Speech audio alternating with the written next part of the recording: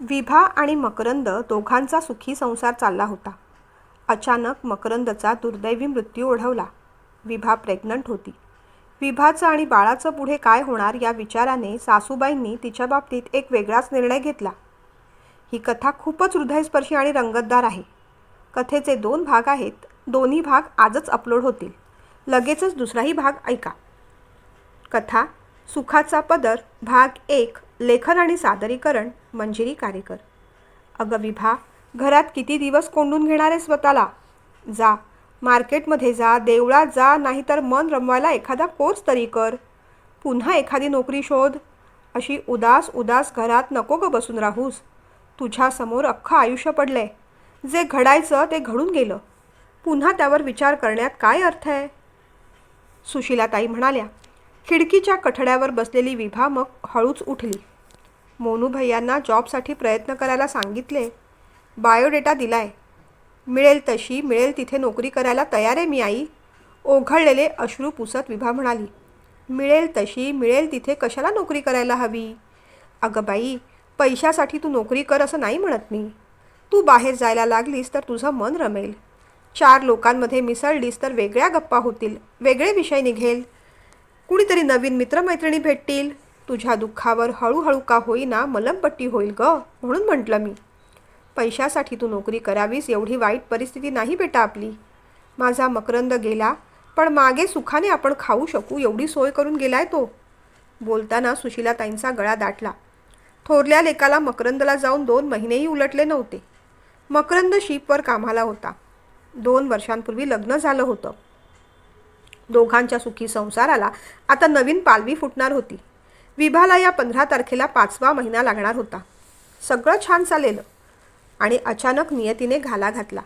शिपवर मकरंदची तब्येत अचानक बिघडली. ऑक्सिजन लेवल एवढी कमी झाली की तो अचानक कोमातच गेला आणि मग शिपवरून हॉस्पिटलमध्ये नेईपर्यंत त्याचा मृत्यू झाला. काही सांगायला बोलायला वेळच मिळाला नाही. ज्या दिवशी तो गेला त्याच्या 2 दिवस अगोदरच त्याने घरी फोन केला होता. विभा, आता लगेच मला यायला मिळणार नाही, पण बाळाच्या बारशाला मात्र नक्की येईन, असं आनंदाने म्हणत होता. आणि बरं का विभा, बँकेत मी बरेचसे पैसे ठेवले आहेत. मोनूला सांग चांगल्या हॉस्पिटलमध्ये तुझं नाव घालायला. तशी काळजी घ्यायला आई आहे, पण तरीही तुला भीती वाटली, काळजी वाटली तर तुझ्या आईबाबांनासुद्धा बोलावून घे. चांगल्या डॉक्टरकडे ट्रीटमेंट घे. पैशांची काळजी करू नकोस. आपल्या बाळाच्या पायगुणाने मला प्रमोशनसुद्धा मिळालं आहे. लवकरच आपण आणखीन मोठा फ्लॅट घेणार आहोत. आईला तुझी काळजी घ्यायला सांगितली आहे, पण तूही आईची काळजी घे. तसं मोनू आहे म्हणून मला काळजी नाही वाटत, पण तरीही काहीही लागलं तर मला कळवत राहा, अशा सूचना दिल्या. पण त्याला काही कळवायला तो आता उरलाच कुठे होता? खरंच, क्षणापूर्वी आपल्याशी हसत खेळत बोलणारा माणूस अचानक आपल्यातून निघून जातो. केवढा मोठा हा धक्का! बिचाऱ्याला बाळाला देखील पाहता आलं नाही. आणि ते बाळ तरी किती दुर्दैवी. जन्माला यायच्या आधीच बापाचं छत्र हरवलं. सुशीलाताई सुनेला धीर देत असल्या तरी आतून त्याही खचल्याच होत्या. आयुष्यभर त्यांनी अनेक उन्हाळे पावसाळे पाहिले होते, पण आपल्या डोळ्यात देखत पोटचा पोळ जाणं ही दुर्दैवी गोष्ट कोणत्याही आईबापाच्या नशिबाला येऊ नये. त्यांच्या कर्माने ते दुःख त्यांना भोगावं लागत होतं. आपापल्या हिश्श्याचं दुःख माणसाला भोगूनच संपवावं लागतं, पण आपल्या बरोबरीच्या माणसांचं दुःख पाहिलं तर आपलं दुःख तेवढं मोठं नाही हे सुद्धा लगेच कळतं. लेक गेल्याचं दुःख होतंच, पण सुनेचं आणि होणाऱ्या नातवाचं आता पुढे काय होईल याची चिंता जास्त भेडसावत होती. विभाचं वय अवघं 27 वर्ष. तिच्यासमोर अख्खं आयुष्य पडलेलं. एका स्त्रीने एकटीने संसार करणं सोपं नसतं. तसं सुशीलाताईंना वाटलं होतं की ती माहेरी गेली की काही दिवस तिने तिथेच राहावं, म्हणजे आपल्या माणसांमध्ये तिचं दुःख थोडं कमी तरी होईल. आपण कितीही प्रेम दिलं तरी सासरी तिला मोकळेपणा वाटणार नाही. तिच्या आईवडिलांचंही दुःख मोठं होतं. त्यांनाही वाटत होतं की विभाने काही महिने इथेच राहावं, पण विभाच राहायला तयार नव्हती. तिथे तिचे नातेवाईक तेच ते सारखे सारखे प्रश्न विचारायचे, तोच तो विषय काढायचे आणि मग तिला त्रास व्हायचा. त्यात घर लहान, दादा वहिनींचा संसार, त्यांची 2 मुलं, आणखीन आपल्यामुळे तिथे अडचण होऊ नये असंही तिला कदाचित वाटलं असावं. तसं तिला कुणी काही बोललं नाही. पण कुणी बोलायच्या आधीच आपण इथून निघालेलं बरं असं तिला वाटलं असावं. म्हणूनच स्वाभिमानी विभा तिथून बाहेर पडली आणि महिन्याभरातच सासरी परत आली. ती आल्याने सुशीलाबाईंना अर्थातच खूप आनंद झाला होता, कारण घरी त्याही एकट्या पडल्या होत्या. त्यांनाही लेकाच्या आठवणी सतावतच होत्या. आता निदान सुनेकडे आणि होणाऱ्या नातवाकडे बघून जगण्याचं काहीतरी कारण मिळालं होतं. मकरंद गेल्यानंतर त्यांच्या धाकट्या लेकाने मानसने घरची सगळी जबाबदारी उचलली होती. थोरल्या भावाच्या जाण्याने काही दिवसातच त्याने विस्कटलेली घडी पुन्हा बसवायचा प्रयत्न केला होता. आईला आणि वहिनीला तो आपल्या परीने जपत होता. खरं तर आतून तोही कोलमडलाच होता. दोघा भावांचं एकमेकांवर जीवापाड प्रेम. म्हणूनच तर मकरंद 6-6 महिने तिथे निर्धास्त राहत होता. त्याला पक्क ठाऊक होतं, आईची काळजी तर मोनू घेणारच, पण विभाची सुद्धा तो तेवढीच काळजी घेणार, आणि तो घेतही होता. वहिनी आणि दिरामध्ये छान बॉन्डिंग होतं, अगदी भावा बहिणीसारखं. ती प्रेग्नंट आहे कळल्यापासून त्या दोघांपेक्षा हाच जास्त एक्सायटेड झाला होता. माझ्यापेक्षा कोणीतरी लहान येणार, वहिनी एकदा का पिल्लू घरात आलं ना की बघ त्याचे कसे लाड करतो मी. दादाला मुलगी हवी आहे, पण मला मात्र पुतण्याच हवा, मस्ती करणारा, माझ्या खांद्यावर चढणारा, मला ढिशूम ढिशूम फाईट करणारा. त्याला घेऊन मी ट्रेकिंगला जाणार आहे. तुमच्या दोघांच्या वाट्याला तो फार येणारच नाही बघ. काकाचाच लाडका होईल. मोनू असं बोलत राहिला की आई त्याला एक चांगलाच धपाटा द्यायची. अरे मुलगा होऊ दे, मुलगी होऊ दे, फक्त सुदृढ असलं पाहिजे असं म्हण. त्यालाही ती गोष्ट मग पटायची. वहिनीसाठी तो रोज न चुकता नारळ पाणी घेऊन यायचा. वहिनी बरं का, उद्या डॉक्टरांकडे चेकिंगला जायचंय, तू तयार राहा. ऑफिसमधून आल्यानंतर लगेच निघू. आणि वहिनी तुला काय काय खावंसं वाटतंय ते सगळं सांग, मी घेऊन येईन, तो म्हणायचा. काही नको मोनू भैया, मला जे काही खावंसं वाटतंय ते आई देतात करून. घरात होईल तेवढं प्रसन्न वातावरण ठेवायचा तो प्रयत्न करायचा. पण एवढ्या मोठा दुःखाचा डोंगर पसरला आणि घरात अप्रसन्नता झाली. भाऊ गेल्याची बातमी कळली, त्याचे अंत्यसंस्कार झाले तेव्हा तो खूप खूप रडला. पण जसं कार्य झालं तसं त्याने स्वतःला सावरलं.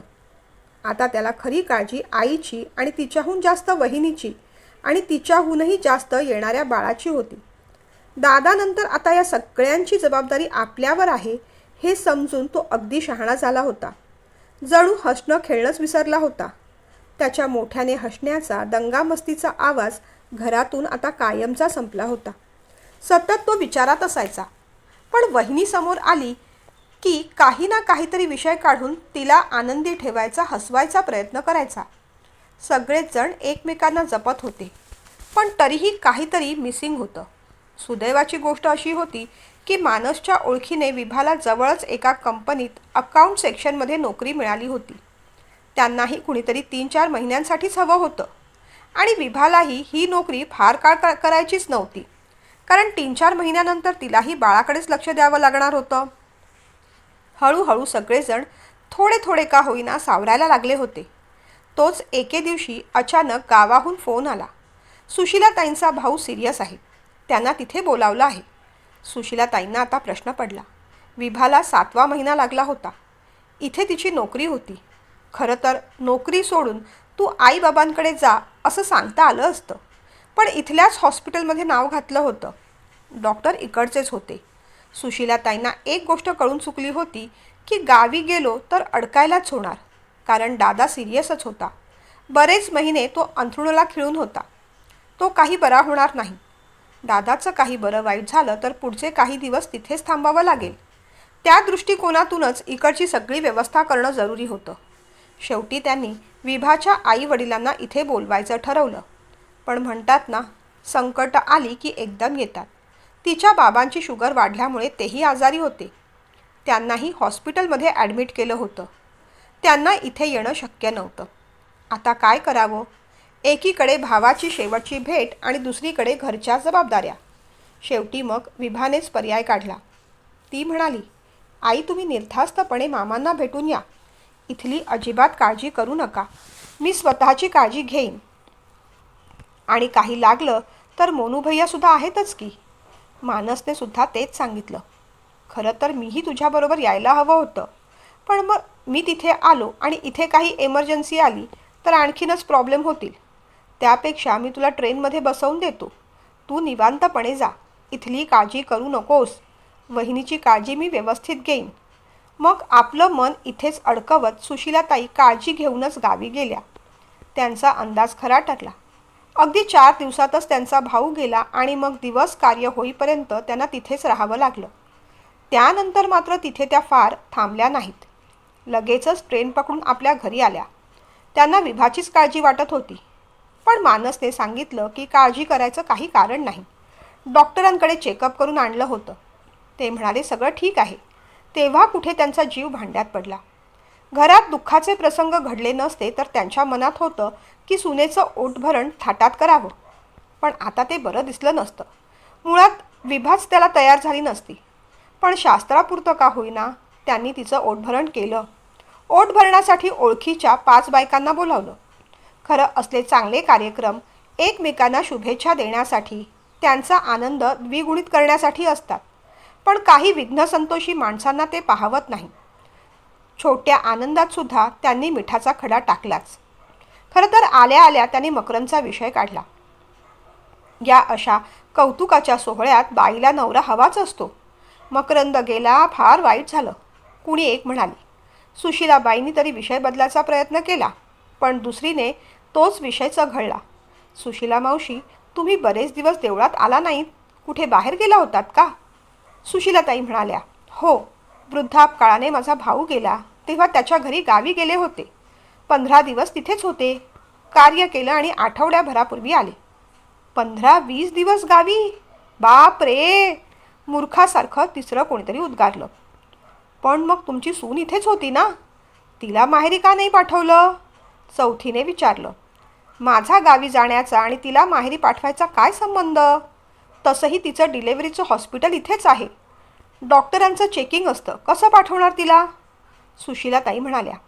त्यांना खरं तर त्या बायकांचा राग येत होता. कुठून दुर्बुद्धी झाली आणि यांना बोलावलं असं त्यांना झालं होतं. पण या बायका इतक्या खालच्या पातळीला जातील याची त्यांना कल्पना नव्हती. आपापसात कुणीतरी कुजबुजताना त्यांनी ऐकलं. या गावी म्हणजे घरात दीर आणि भाऊजे दोघेच? तेवढ्यात पहिली म्हणाली, हो ना, दोघांना ऑटोतून कुठेतरी जाताना पाहिलं होतं मी. बहुतेक डॉक्टरकडे जात असतील, पण बरं दिसत नाही ना. नुकताच नवरा गेलाय आणि ही धीराबरोबर अशी फिरते. ते ऐकताच विभाला एकदम रडू कोसळलं.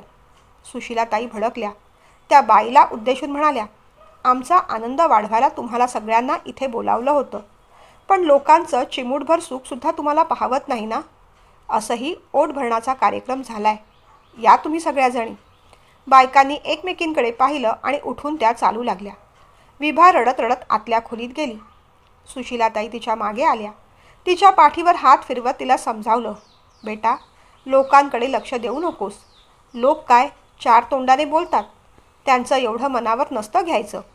काही लोकांना दुसऱ्यांच्या दुःखावर मीठ चोळण्यातच फार आनंद मिळतो. आपण दुःखी झालो तर त्यांना बरंच वाटत असतं, म्हणून तेव्हाच्या तेव्हा त्यांना उत्तरं द्यायची असतात. डोळे पुस आणि काहीतरी खाऊन घे, चल. तरी विभा अजिबात जागेवरून हलली नाही.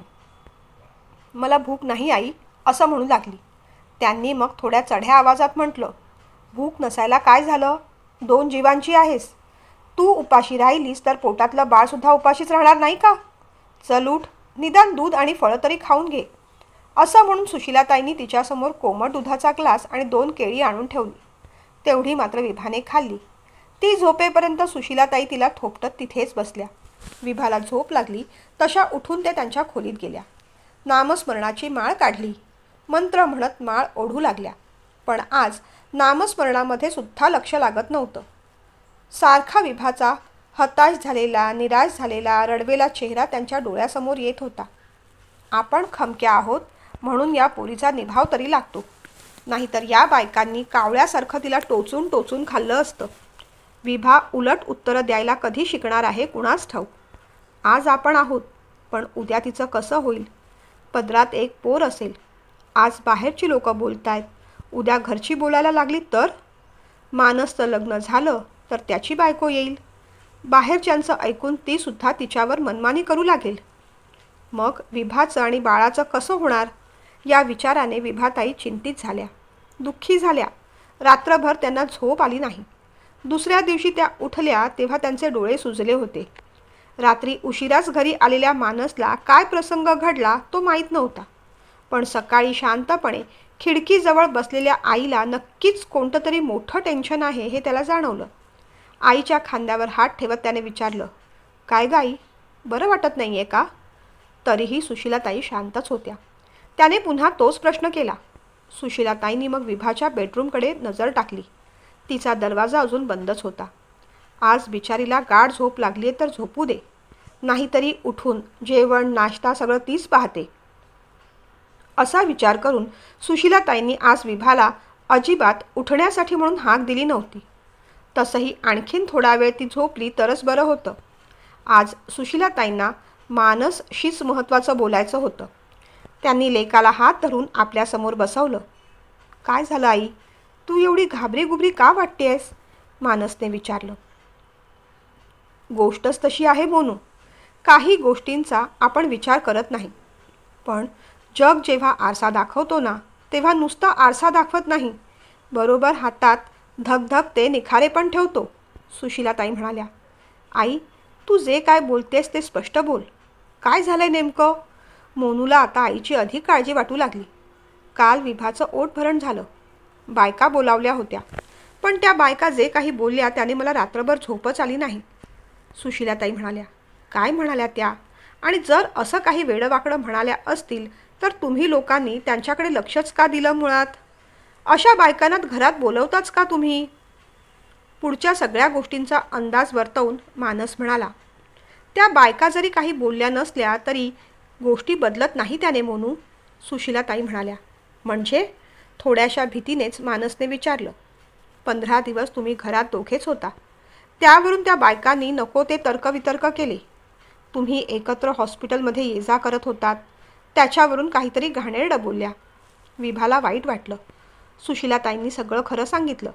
या अशा घाणेरड्या विचारसरणीच्या लोकांना चुलीत घालाई. दादा गेल्यानंतर आपण आपलं घर कसं सावरलंय, वहिनीला कसं सावरलंय, आपण स्वतःला कसं सावरलंय हे आपलं आपल्याला माहीत. लोक काय बोलतात याची मला पर्वा नाही. तसंही तुला माहिती आहे, तिला माहिती आहे आणि मलाही माहिती आहे. आमच्या दोघांमध्ये बहीण भावाचं नातं आहे. मग लोकांची पर्वा कशाला करायची? रागाने मानस म्हणाला. तसं सुशीलाबाई पटकन उठल्या. लोकांची पर्वा करावी लागते मोनू. लोकनिंदा तर श्रीरामांना सुद्धा चुकली नाही. मग आपण तर हाडामासाची माणसं आहोत. तुझं काय, तू पुरुष आहेस, पण विभाचा विचार करावा लागेलच ना. आणि बाळाचा विचार नको का करायला? उद्या तुमच्या नात्याबद्दल कुणी काही गैर बोललं तर विभावर आणि बाळावर किती परिणाम होईल याचा कधी विचार केला आहेस? सुशीलाताईंनी मानसकडे पाहून प्रश्न केला. मग काय म्हणणं आहे तुझं? मी हे घर सोडून जाऊ की वहिनीला घराबाहेर काढू? मानसचा आवाज आणि पारा चढला होता. या दोन्ही गोष्टी करण्यापेक्षा तिच्याशी लग्न कर आणि वडील म्हणून बाळाची जबाबदारी स्वीकार. सुशीलाताई बोलून गेल्या तसा मानस ताडकन उभा राहिला. आई, आज बोललीस ते बोललीस, पुन्हा असला विचारही करू नकोस. वहिनीला मी माझ्या बहिणीसारखं मानतो. तिच्याबद्दल स्वप्नातही असा विचार करणं माझ्याच्याने शक्य होणार नाही. बोलताना सुद्धा मानसचा आवाज दाटला. त्याला शांत करत मग सुशीलाताई म्हणाल्या. अरे, हे सगळं बोलायला मला तरी आनंद होतोय का? तुमच्या दोघांचं नातं किती पवित्र आहे हे मला माहीत नाही का? पण त्याने परिस्थिती बदलणार नाही आहे. विभा जर प्रेग्नंट नसती तर तिचं दुसरीकडे लग्न लावून द्यायला मीही आनंदाने तयार झाले असते. पण आता तिच्या पोटात आपल्या मकरंदचा अंश वाढतोय. उद्या तिने दुसरीकडे लग्न केलं आणि त्या लोकांनी बाळाला स्वीकारलं नाही, त्याला कोणत्याही प्रकारचा त्रास दिला तर मरेपर्यंत ती टोचणी माझ्या मनाला लागून राहील. आईचं मन आहे माझं, तुला नाही रे कळायचं? निदान बाळाचा तरी विचार आपल्याला करायला हवा. ते बाळ आपल्याकडे राहावं असं मला वाटतं. मकरंद खालोखाल जर बाळाची कुणी काळजी घेणारं असेल तर तो तूच आहेस. तुझा विचार बाजूला ठेव, विभाचा विचार बाजूला ठेव, पण बाळाचा तरी विचार करशील की नाही? या सगळ्या परिस्थितीत त्या बिचाऱ्याची काय चूक? या जगात येण्याआधीच त्याने पोरकं का व्हावं? विभा जर दुसरीकडे लग्न करणार असती किंवा तिच्या आईबाबांनी तसा काही विचार केला असता तर माझी काहीच हरकत नव्हती. सगळं ठीकच होतं. पण तशी काही लक्षणं दिसत नाहीत. मी तुझ्या हात जोडते, पाया पडते. माझी शेवटची इच्छा हीच आहे असं समज. आईचं बोलणं मानसला झोंबलं. तो आईला पुढे काही समजावणार तेवढ्यात आईने त्याचा हात आपल्या डोक्यावर ठेवला आणि म्हणाली, माझी शपथ आहे तुला, एवढी भीक माझ्या पदरात घाल. या गोष्टीला नाही नको रे म्हणूस. आपल्या गेलेल्या दादाचा विचार कर, येणाऱ्या बाळाचा विचार करून तरी हो म्हण. काय बोलावं मानसला कळलं नाही. आई म्हणत होती ते तिच्या दृष्टीने ठीक होतं. आयुष्यभर वहिनी एकटी कशी राहणार होती आणि तिने हा एकटेपणा का सोसावा? या सगळ्यात तिची काय चूक? येणाऱ्या बाळाची तरी काय चूक? ती दुसरीकडे कुठे गेली तर त्या बाळाला प्रेम करणारी बाबा भेटतील का याची सुद्धा काही शाश्वती नाही. दुसऱ्या कुणाला वहिनीबद्दल तेवढी काळजी असेल का हेही सांगता यायचं नाही. पण एवढं मोठं सॅक्रिफाईस आपण कसं करायचं? मागून पुन्हा आईचा आवाज आला, होय बेटा, दादासाठी तुला हे करायलाच हवं. येणाऱ्या बाळासाठी तुला हे करायलाच हवं. ते ऐकून मानसचं डोकं बधीर झालं. अगं, पण या सगळ्याला ती तरी तयार होईल का?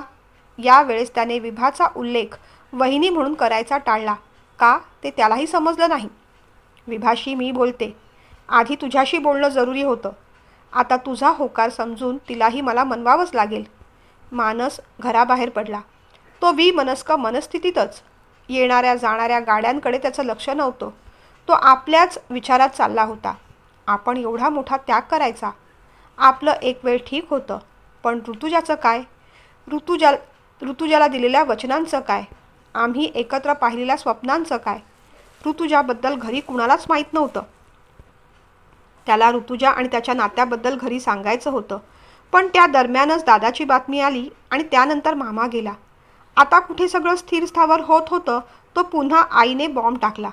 आईला वचन देऊन आपण चूक केलं का? मग काय करायचं? अशा परिस्थितीत आपण काय करायचं? विभाचा आणि बाळाचा विचार करायचा सोडून आपण आपल्या सुखी संसाराची स्वप्न रंगवायची का? उद्या आपल्यालाही मुलं होतील. दादाच्या बाळात आणि आपल्या मुलांमध्ये आपली होणारी बायको भेदभाव करणार नाही कशावरून? आई म्हणते ते बरोबर आहे. या क्षणी मला दादाचा आणि दादाच्या येणाऱ्या बाळाचाच विचार करायला हवा. कोणत्या तरी विचारानेच त्याने मग ऋतुजाला फोन लावला. ऋतू, आज हाफ डे घेऊन मला भेटायला ये. खूप महत्त्वाचं बोलायचं आहे. पहिला भाग इथे संपतोय, पण लगेचच दुसरा भाग ऐका. लिंक डिस्क्रिप्शन बॉक्समध्ये दिलेली आहे.